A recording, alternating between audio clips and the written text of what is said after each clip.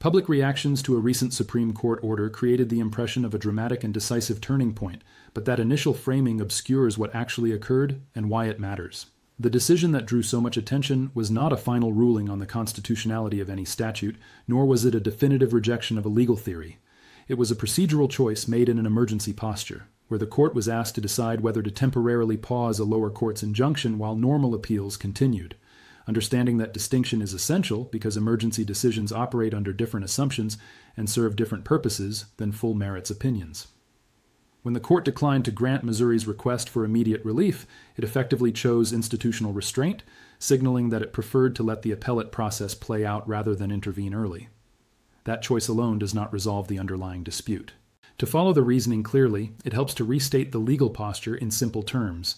The court was not asked to decide whether Missouri's Second Amendment Preservation Act is constitutional, only whether it should be allowed to take effect while courts continue to review it. The vote count, while striking, reflects that limited question. One justice favored immediate intervention, while the rest declined, not because they necessarily agreed with the lower court's reasoning, but because they did not believe the emergency standard had been met. This opening tension between appearance and substance sets the stage for a deeper look at how constitutional disputes unfold through procedure, and why early rulings often say less than headlines suggest. At the center of the controversy is the structure of Missouri's legislation and the legal strategy it embodies.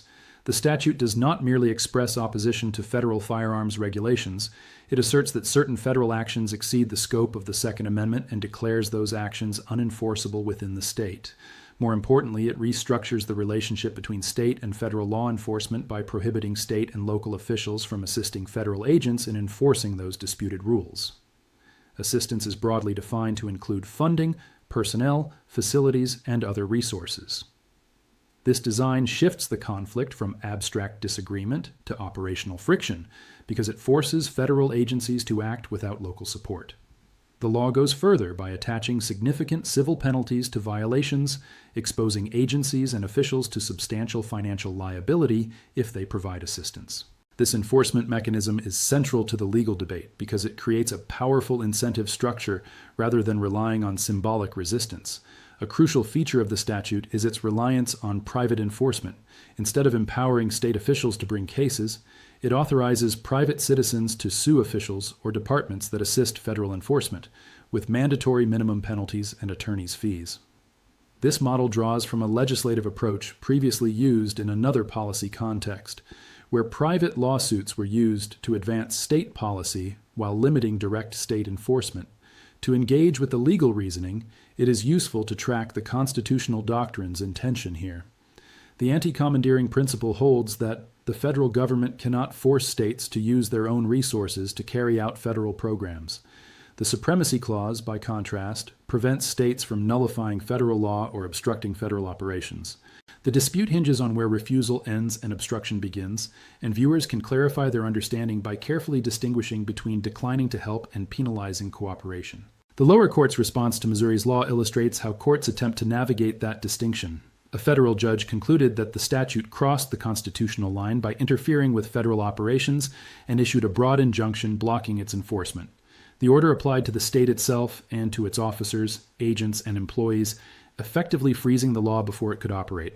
The judge also attempted to address the private enforcement mechanism by stating that private citizens could not enforce the statute either, aiming to prevent indirect obstruction through civil litigation. Missouri appealed that decision, and when relief was denied at the appellate level, the state sought emergency intervention from the Supreme Court. The court's refusal to grant a stay preserved the injunction, but a separate statement accompanying the denial added an important layer of analysis. Two justices emphasized that an injunction binds only the parties before the court, meaning the state and its officials, and does not automatically extend to private individuals who were not part of the lawsuit. This observation did not authorize private enforcement or lift the injunction, but it clarified the limits of the order's reach. The significance of that clarification lies in what it leaves unresolved. An injunction can prevent the state from acting, but it does not, by its own force, rewrite the statute or erase its text. Whether private lawsuits could proceed and whether courts would allow them to continue remains an open question. To deepen understanding at this stage, it helps to compare how injunctions operate against named parties versus non-parties and why courts are cautious about extending equitable relief beyond the immediate dispute.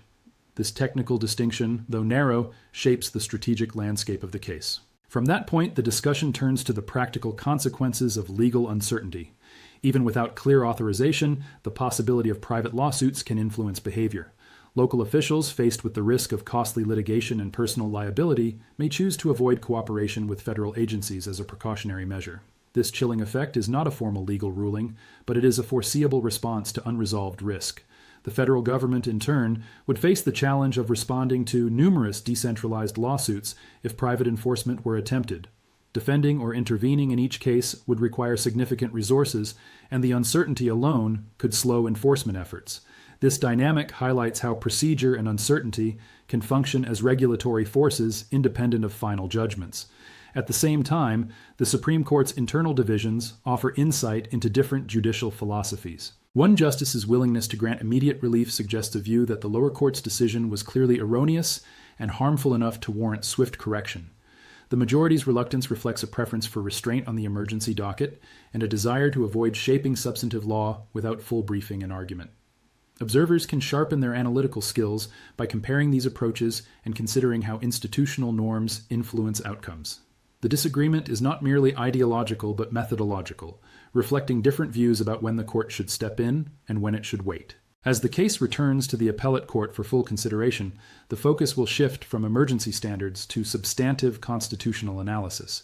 The appellate court will examine whether Missouri's statute fits within the anti-commandeering doctrine, or whether it impermissibly interferes with federal authority by penalizing cooperation. This distinction is subtle but decisive. Refusing to help federal enforcement is generally permissible. Punishing those who do help may be viewed as obstructive. The outcome will depend on how the court interprets the statute's effects rather than its stated intentions. Regardless of that outcome, the Supreme Court's brief statements have already influenced the strategic environment by highlighting unresolved questions about enforcement and injunctions. The broader significance lies in how legislative design interacts with judicial process. By relying on private enforcement, lawmakers have tested the boundaries of judicial review and forced courts to confront enforcement models that do not fit traditional patterns. The case illustrates how constitutional conflicts often unfold incrementally, through procedural decisions that shape behavior long before final rulings are issued. The lasting lesson is not that one side has won or lost, but that constitutional interpretation is inseparable from procedural context.